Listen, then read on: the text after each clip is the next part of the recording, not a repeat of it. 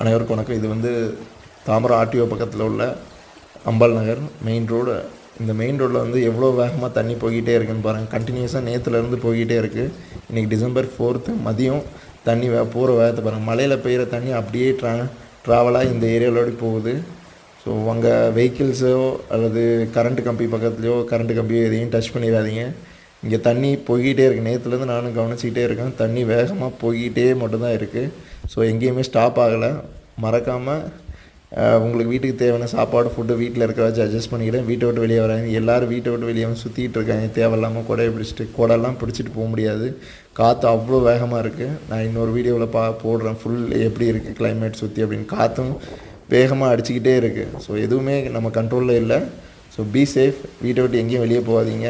Current கம்பி பக்கம் அல்லது மரத்து பக்கத்தில் முக்கியமாக போகாதீங்க. நன்றி, வணக்கம்.